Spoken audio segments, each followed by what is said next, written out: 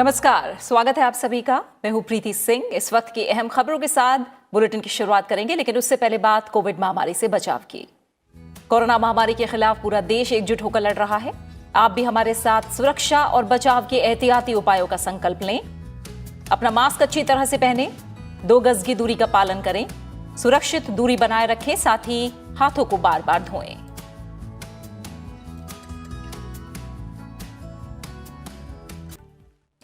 केंद्रीय बजट में किए गए प्रावधान से शिक्षा को रोजगार परक बनाने के सरकार के प्रयासों को विस्तार मिला है। प्रधानमंत्री नरेंद्र मोदी ने शिक्षा क्षेत्र में बजट प्रावधानों को लागू करने पर आयोजित एक वेबिनार को संबोधित करते हुए ये बात कही। प्रधानमंत्री ने कहा कि इस साल के बजट का पूरा ध्यान स्वास्थ्य के बाद शिक्षा, कुशलता, अनुसंधान और नवाचार पर है। शिक्षा क्षेत्र में बजट प्रावधानों को लागू करने पर आयोजित वेबिनार को संबोधित करते हुए प्रधानमंत्री नरेंद्र मोदी ने कहा कि आत्मनिर्भर भारत के निर्माण के लिए देश के युवाओं में आत्मविश्वास जरूरी है, जो उनकी शिक्षा, ज्ञान और कौशल से सीधे जुड़ा हुआ है। उन्होंने कहा कि नई राष्ट्रीय शिक्षा नीति इसी को ध्यान में रखकर बनाई गई है। प्री नर्सरी से पीएचडी तक राष्ट्रीय शिक्षा नीति के हर प्रावधान को जल्द से जल्द जमीन पर उतारने के लिए अब हमें तेजी से काम करना है। कोरोना की वजह से अगर रफ्तार कुछ धीमी भी पड़ी थी, तो अब उसके प्रभाव से निकलकर हमें जरा गति बढ़ानी भी जरूरी है और आगे बढ़ना भी जरूरी है। प्रधानमंत्री ने कहा कि नई राष्ट्रीय शिक्षा नीति में भारतीय भाषाओं के इस्तेमाल को प्रोत्साहित किया गया है और ये विभिन्न भाषाओं के विशेषज्ञों की जिम्मेदारी है कि वे विश्व की श्रेष्ठ ज्ञान सामग्री भारतीय भाषाओं में उपलब्ध कराएं। स्किल डेवलपमेंट हो या फिर रिसर्च और इनोवेशन, वो कॉम्प्रिहेंशन यानी समझ के बिना संभव नहीं है। इसलिए नई राष्ट्रीय शिक्षा नीति के माध्यम से देश के एजुकेशन सिस्टम में ये सबसे बड़ा सुधार लाया जा रहा है। इस वेबिनार में बैठे तमाम एक्सपर्ट, तमाम शिक्षाविदों से बेहतर ये कौन जानता है कि विषय की समझ में भाषा का एक बहुत बड़ा योगदान होता है। नई नेशनल एजुकेशन पॉलिसी में स्थानीय भाषा के ज्यादा से ज्यादा उपयोग के लिए प्रोत्साहन दिया गया है। प्रधानमंत्री ने कहा कि इस साल के बजट में स्वास्थ्य के बाद एजुकेशन, स्किल, रिसर्च और इनोवेशन पर ही सबसे ज्यादा ध्यान दिया गया है। इस वर्ष के बजट में हेल्थ के बाद जो दूसरा सबसे बड़ा फोकस है वो एजुकेशन, स्किल, रिसर्च और इनोवेशन पर ही है। देश के यूनिवर्सिटी, कॉलेज और R&D इंस्टीट्यूशंस को में बेहतर सिनर्जी आज हमारे देश के सबसे बड़ी जरूरत बन गई है। इसी को ध्यान में रखते हुए ग्लू ग्रांट का प्रावधान किया गया है, जिसके तहत अभी 9 शहरों में इसके लिए जरूरी मैकेनिज्म तैयार किए जा सके। प्रधानमंत्री ने कहा कि भारत ने हाइड्रोजन वाहनों का परीक्षण किया है और अब परिवहन में ईंधन के रूप में हाइड्रोजन के इस्तेमाल के लिए उद्योगों को तैयार करना है। उन्होंने कहा कि देश को ऊर्जा क्षेत्र में आत्मनिर्भर बनाने के लिए हाइड्रोजन ईंधन और हरित ऊर्जा का बहुत महत्व है। इसलिए बजट में हाइड्रोजन मिशन की बड़ी परियोजना की घोषणा की गई है। केंद्रीय मंत्रिमंडल ने नवीकरणीय ऊर्जा सहयोग के क्षेत्र में भारत और फ्रांस के बीच नवीकरणीय ऊर्जा क्षेत्र में हुए एक समझौते को बुधवार को मंजूरी दे दी। जनवरी 2021 में हस्ताक्षर किए गए समझौते को मंत्रिमंडल ने मंजूरी दी है। इस समझौता ज्ञापन का उद्देश्य आपसी लाभ, समानता और पारस्परिक संबंधों के आधार पर नवीन और नवीकरणीय ऊर्जा के क्षेत्र में द्विपक्षीय सहयोग को बढ़ावा देने का आधार स्थापित करना है। इस समझौता ज्ञापन में सौर, वायु, हाइड्रोजन और बायोमास ऊर्जा से जुड़ी प्रौद्योगिकियां शामिल हैं। यह समझौता ज्ञापन नवीकरणीय ऊर्जा के क्षेत्र में प्रौद्योगिकीय जानकारी के विकास में सहायता करेगा। इससे साल 2030 तक 450 गीगावाट की स्थापित नवीकरणीय ऊर्जा क्षमता का महत्वाकांक्षी लक्ष्य अर्जित करने की प्रक्रिया में मदद मिलेगी।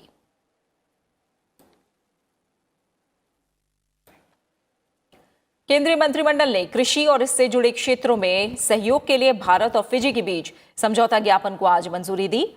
भारत और फिजी के बीच समझौता ज्ञापन में कृषि और इससे जुड़े क्षेत्रों में अनुसंधान कर्मियों, विशेषज्ञों और तकनीकी प्रशिक्षुओं का आदान प्रदान, प्रौद्योगिकी का संवर्धन और हस्तांतरण में सहयोग बढ़ाना शामिल है। समझौता ज्ञापन के तहत दोनों देशों की कार्यकारी एजेंसियों के माध्यम से एक संयुक्त कार्यकारी समूह का गठन किया जाएगा।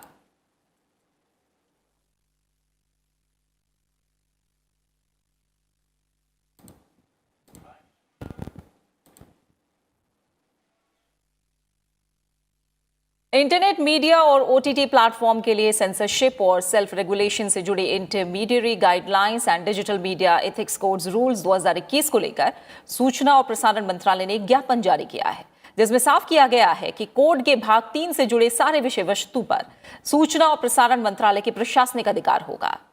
भाग 3 से जुड़े किसी भी मुद्दे पर राज्य सरकार, जिलाधिकारी और पुलिस कमिश्नर को कोई अधिकार नहीं होगा।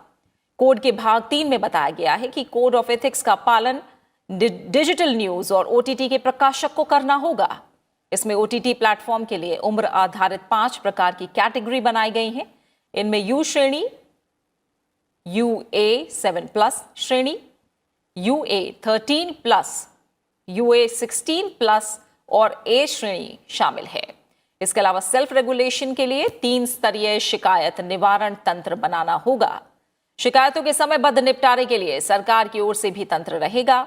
शिकायतों के बारे में प्रकाशक को सरकार को जानकारी देनी होगी और शिकायत निपटान से जुड़ी सूचना समय समय में सार्वजनिक भी करनी होगी।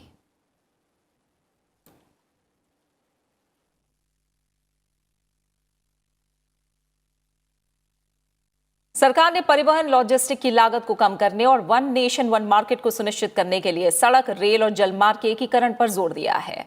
रेल, वाणिज्य और उद्योग मंत्री पीयूष गोयल ने आज मैरीटाइम इंडिया समिट 2021 में कहा कि सागरमाला परियोजना में निवेश से देश के समुद्री नौवहन ढांचे में सुधार होगा, ढुलाई गलियारों का विस्तार होगा और जिससे ढुलाई की लागत कम हो सकेगी। उन्होंने कहा कि देश में लॉजिस्टिक सेवा की लागत को घटाने और आपूर्ति श्रृंखला की दक्षता बढ़ाने के लिए मल्टी मॉडल लॉजिस्टिक्स समाधानों पर काम कर रहे हैं, जिससे लॉजिस्टिक्स की मौजूदा लागत को नीचे लाने में मदद मिलेगी। पीयूष गोयल ने कहा कि बुनियादी ढांचे के क्षेत्र के लिए सरकार 3 मंत्र पर काम कर रही है, जिसमें अपग्रेड, क्रिएट और डेडिकेट शामिल है। पीयूष गोयल ने कहा कि 6 वर्षों में प्रमुख बंदरगाहों की क्षमता लगभग दुगनी हो गई है। साथ ही तटीय आर्थिक क्षेत्रों के साथ स्मार्ट शहरों, औद्योगिक पार्कों और एकीकृत बंदरगाहों को विकसित किया गया है।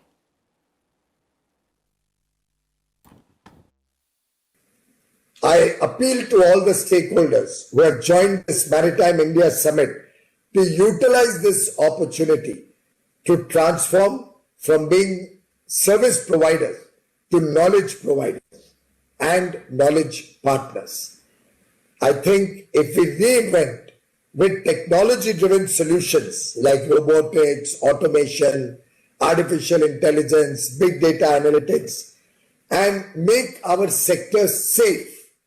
By safe, I mean sustainable, agile, futuristic and efficient. वहीं पोत परिवहन मंत्री मनसुख मांडविया ने बताया कि आज समिट में पोत परिवहन से जुड़ी दुनिया की बड़ी कंपनियों के सीईओ के साथ राउंड टेबल बैठक हुई। इसमें कंपनियों ने भारत में सी फेयरर्स के लिए प्रशिक्षण केंद्र खोलने की पेशकश की। ये इंटरनेशनल शिपिंग कंपनीज है वो इंडिया में पीपीपी मोड से इंडिया में ट्रेनिंग इंस्टीट्यूट चालू करेंगे और इंडिया में जॉब क्रिएशन के एक महत्वपूर्ण अपॉर्चुनिटी ओपन होगी। केंद्रीय वाणिज्य और उद्योग मंत्री पीयूष गोयल ने भारतीय उत्पादों की गुणवत्ता को वैश्विक स्तर पर स्थापित करने का आह्वान किया है। भारतीय मानक ब्यूरो के कार्यक्रम सर्टिफिकेट के लिए आसान अनुपालन विषय पर कार्यशाला को संबोधित करते हुए उन्होंने कहा कि इससे भारतीय कारोबारियों और उद्योगपतियों के आत्मविश्वास में वृद्धि होगी। उन्होंने कहा कि भारतीय उत्पादों की गुणवत्ता सुनिश्चित की जानी चाहिए। इस दिशा में सभी पक्षों को मिलकर काम करना चाहिए। दुनिया में भारत की पहचान गुणवत्ता वाले उत्पादों वाले देश के रूप में होनी चाहिए। कार्यशाला में 200 से ज्यादा प्रतिभागियों ने भाग लिया। what the Honorable Prime Minister had started many years ago when he had first brought out through a clarion call the concept of zero defect, zero effect. I think with the collective effort of the entire team in front of me, we are seeing signs of success in achieving, on the one hand, consciousness about quality, on the other hand, true commitment of the nation. संसद के budget सत्र के दूसरे भाग में राज्यसभा में अहम मंत्रालयों के कामकाज पर चर्चा होगी। जिन मंत्रालयों के कामकाज पर चर्चा होगी उनमें जल शक्ति मंत्रालय, रेलवे, पर्यटन, खाद्य प्रसंस्करण मंत्रालय, कृषि और किसान कल्याण मंत्रालय, ग्रामीण विकास मंत्रालय और जनजातीय कार्य मंत्रालय शामिल है।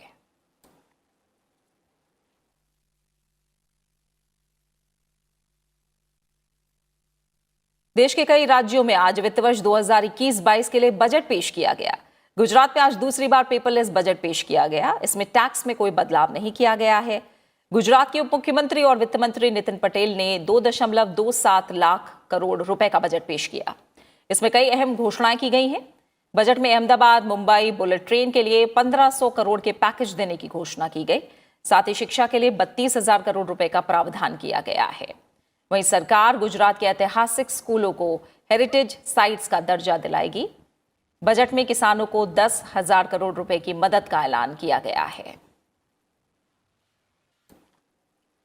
वहीं झारखंड में वित्त मंत्री डॉक्टर रामेश्वर उरांव ने वित्तीय वर्ष 2021-22 के लिए 91,270 करोड़ रुपए का बजट पेश किया। बजट में किसानों की कर्ज माफी, सड़क निर्माण और फ्री एम्बुलेंस की घोषणा की गई। साथ ही शिक्षा, स्वास्थ्य, कृषि, ग्रामीण विकास समेत कई योजनाओं के बेहतर क्रियान्वयन के लिए बजट में राशि आवंटित की गई है। राज्य के किसानों को कर्ज माफी के लिए 1200 करोड़ रुपए का प्रावधान किया गया है।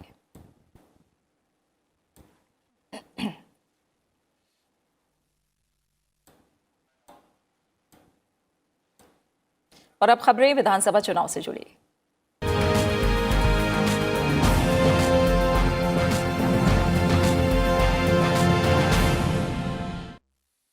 असम विधानसभा चुनाव को लेकर केंद्रीय गृह मंत्री अमित शाह के दिल्ली स्थित आवास पर आज एक शीर्ष स्तरीय बैठक हुई। असम के मुख्यमंत्री सर्बानंद सोनोवाल और वित्त मंत्री हेमंत बिस्वा शर्मा बैठक में भाग लेने के लिए गृह मंत्री अमित शाह के घर पहुंचे। बीजेपी अध्यक्ष जेपी नड्डा भी इस बैठक में मौजूद थे। इनके अलावा असम में बीजेपी के सहयोगी दलों के नेताओं ने भी इस बैठक में भाग लिया। बैठक के दौरान बीजेपी प्रत्याशियों के चयन और चुनावी रणनीति को लेकर विचार विमर्श किया गया।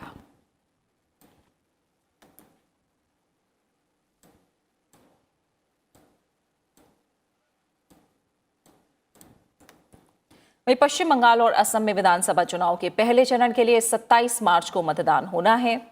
बीजेपी की केंद्रीय चुनाव समिति की कल दिल्ली में बैठक होगी। इस दौरान पश्चिम बंगाल और असम में पहले चरण की सीटों के लिए उम्मीदवारों के नामों पर अंतिम फैसला लिया जा सकता है। बैठक में प्रधानमंत्री नरेंद्र मोदी, बीजेपी अध्यक्ष जेपी नड्डा और केंद्रीय गृह मंत्री अमित शाह उपस्थित रहेंगे। इनके अलावा बीजेपी की प्रदेश इकाई के नेता भी बैठक में भाग लेंगे।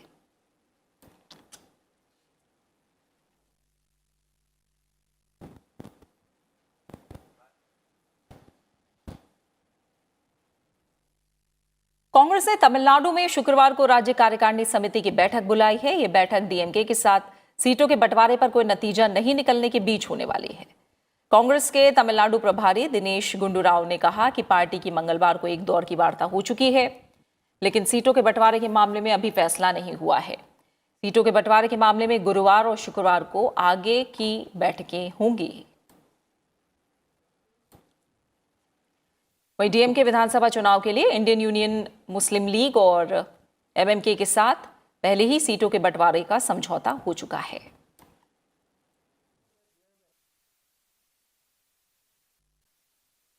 केंद्रीय मंत्री और बीजेपी के वरिष्ठ नेता नितिन गडकरी ने पश्चिम बंगाल के झालदा में आज एक रोड शो में हिस्सा लिया और कोटशिला में जनसभा को संबोधित किया। नितिन गडकरी ने कहा कि 2 मई को पश्चिम बंगाल में परिवर्तन होगा और बीजेपी की दमदार जीत होगी। उन्होंने विधानसभा चुनाव में बीजेपी को बहुमत मिलने का भरोसा जताया और कहा कि पश्चिम बंगाल में अगला मुख्यमंत्री बीजेपी का होगा।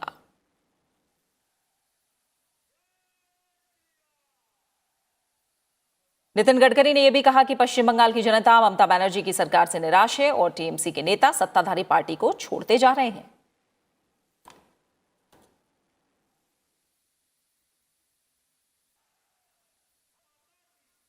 बंगाल की तस्वीर बदल जाएगी।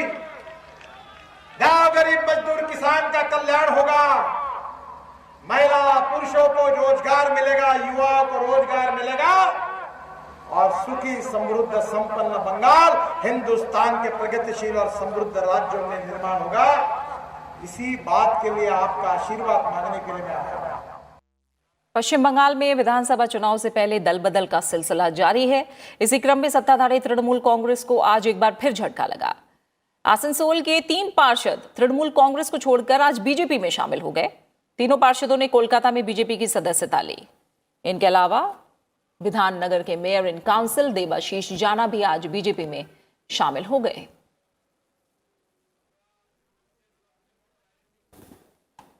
इससे पहले आसनसोल के पूर्व मेयर और पंडेश्वर के टीएमसी विधायक जितेंद्र तिवारी ने भी कल बीजेपी का दामन थामा था। वहीं दूसरी तरफ बांग्ला फिल्म अभिनेत्री सायंतिका बैनर्जी विधानसभा चुनाव के मद्देनजर आज सत्ताधारी तृणमूल कांग्रेस में शामिल हो गई। इस मौके पर टीएमसी के महासचिव पार्थ चैटर्जी, मंत्री सुब्रत चैटर्जी और ब्रात बसु उपस्थित थे।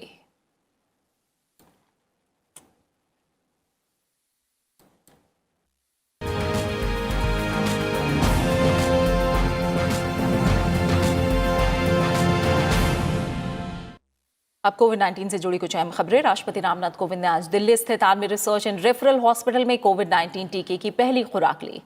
राष्ट्रपति ने उन सभी लोगों से टीका लगवाने की अपील की जो टीकाकरण अभियान के दूसरे चरण के तहत इसकी पात्रता रखते हैं।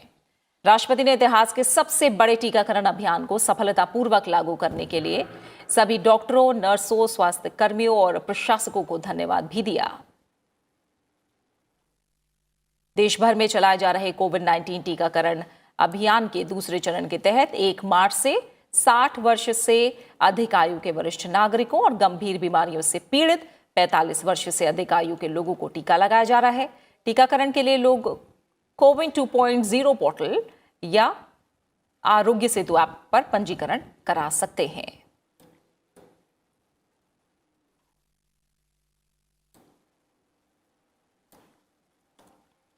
उपराष्ट्रपति एम वेंकैया नायडू और प्रधानमंत्री नरेंद्र मोदी ने 1 मार्च को कोविड-19 रोधी टीके की पहली खुराक ली थी।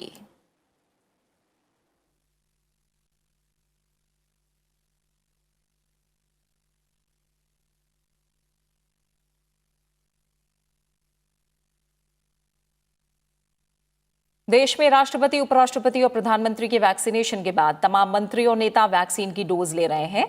केंद्रीय मंत्री हरदीप सिंह पुरी ने अपनी पत्नी के साथ गाजियाबाद के कौशाम्बी में यशोदा सुपर स्पेशलिटी अस्पताल में कोरोना वायरस वैक्सीन की पहली डोज ली।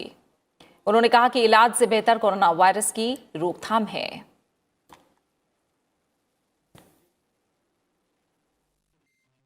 मेघालय के राज्यपाल सत्यपाल सिंह मलिक ने शिलोंग में कोविड-19 वैक्सीन की पहली खुराक ली।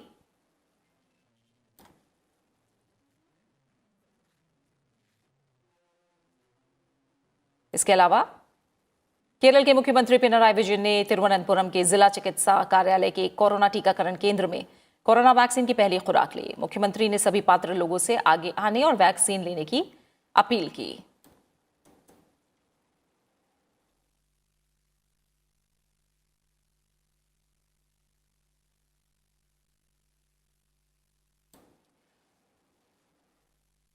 साथ ही गोवा के मुख्यमंत्री प्रमोद सावंत ने भी आज कोरोना वैक्सीन की पहली डोज ली। उन्होंने सभी पात्र लोगों से टीकाकरण करवाने की अपील की।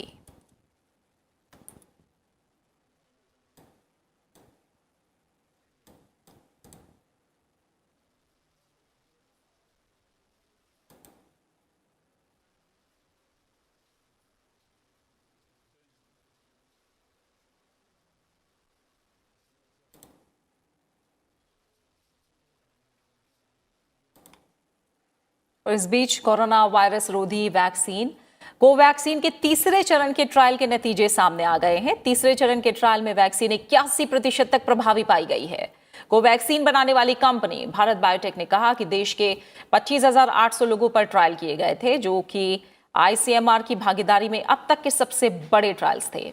खुद प्रधानमंत्री नरेंद्र मोदी ने लोगों की शंका को दूर करने के लिए कोवैक्सीन का टीका लगवाया था। कोवैक्सीन पर आईसीएमआर के महानिदेशक बलराम भार्गव ने कहा कि ये वैक्सीन 8 महीने से भी कम समय में तैयार पूरी तरह से स्वदेशी वैक्सीन है। ये आत्मनिर्भर भारत की असीम ताकत को दर्शाता है। ये बताता है कि भारत वैक्सीन निर्माण में वैश्विक महाशक्ति के रूप में उभर रहा है।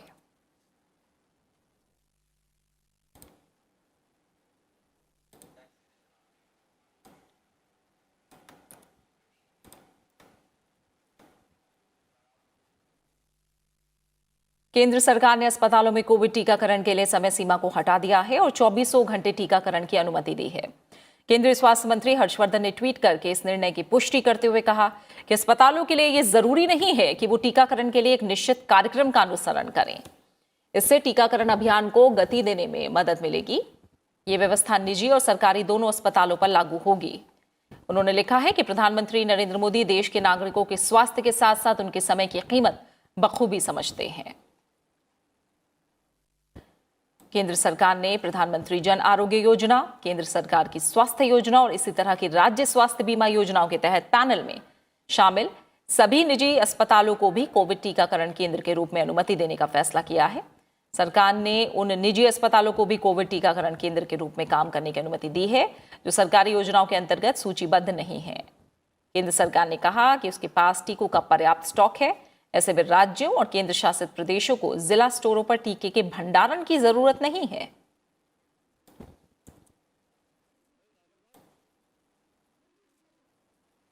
इस बीच महाराष्ट्र, केरल, पंजाब, तमिलनाडु, गुजरात और कर्नाटक में कोविड के दैनिक मामलों में बढ़ोतरी जारी है। सोमवार को देश भर में 14,989 नए मामले सामने आए। इसमें इन राज्यों का योगदान 85.95% है। महाराष्ट्र में कल सबसे अधिक 7,863 नए मामले दर्ज किए गए। फिलहाल देश में कुल सक्रिय मामलों की संख्या 1,70,000 तक पहुंच गई है, जो देश के कुल संक्रमित मामलों का केवल 1.53% है। सोमवार को 13,123 मरीज ठीक हुए। अभी तक कोविड के 1,08,00,000 से अधिक रोगी ठीक हो चुके हैं।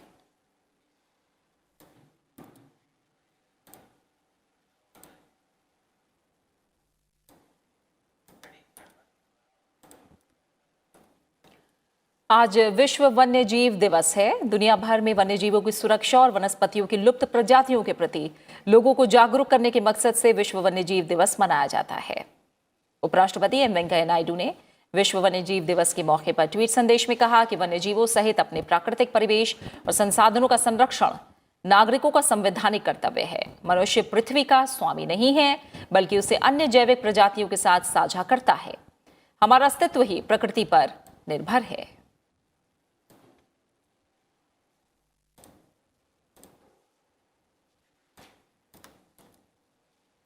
प्रधानमंत्री नरेंद्र मोदी ने भी विश्व वन्यजीव दिवस पर ट्वीट करके लोगों से जानवरों और पर्यावरण की सुरक्षा के लिए प्रतिबद्ध होने की बात की। प्रधानमंत्री ने ट्वीट संदेश में कहा कि चाहे शेर हो, बाघ हो या तेंदुए हो, भारत में विभिन्न वन्यजीवों की आबादी में लगातार वृद्धि हो रही है। हमें अपने वनों की सुरक्षा और जानवरों के लिए सुरक्षित आवास सुनिश्चित करने के लिए हर संभव कोशिश करनी चाहिए।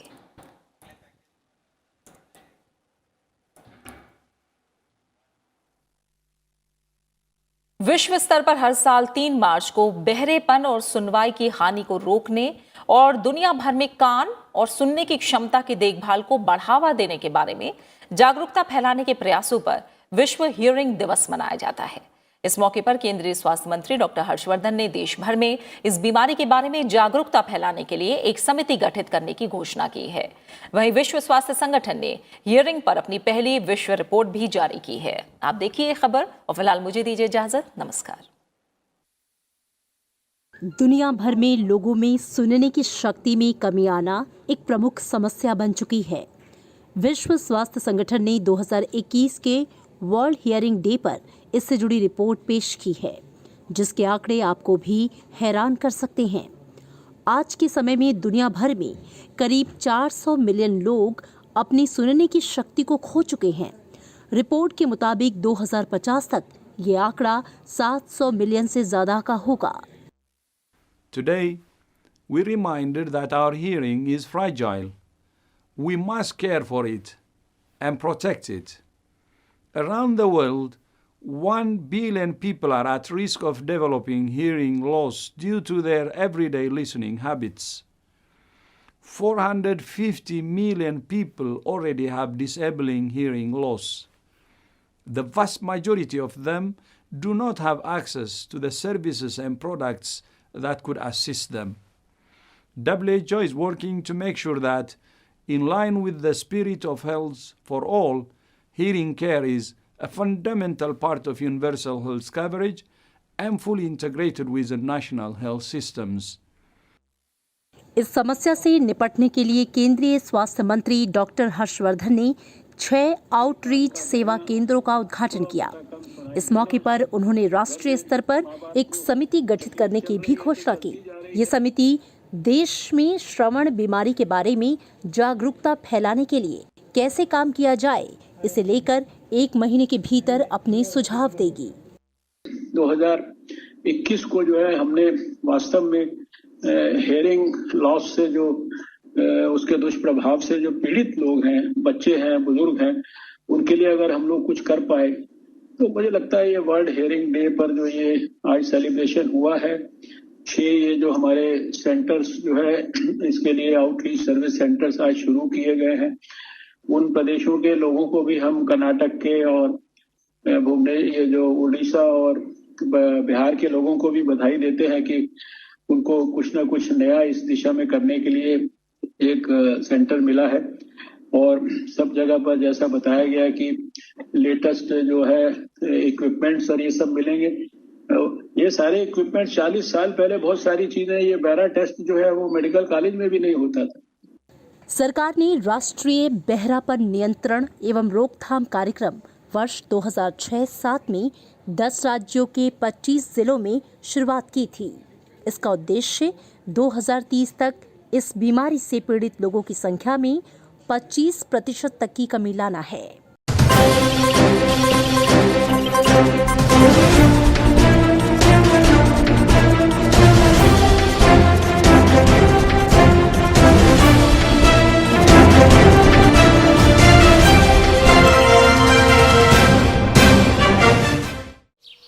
ओ काका, हुआ है शहर, ले आए खाद बीज?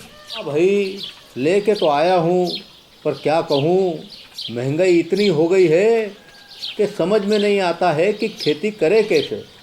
फसल भी अच्छी नहीं होती है, ये दवाइयाँ नहीं डालूँ तो कर्जा करके लाओ, कैसे भी लाओ, लाना तो पड़ेगा ही।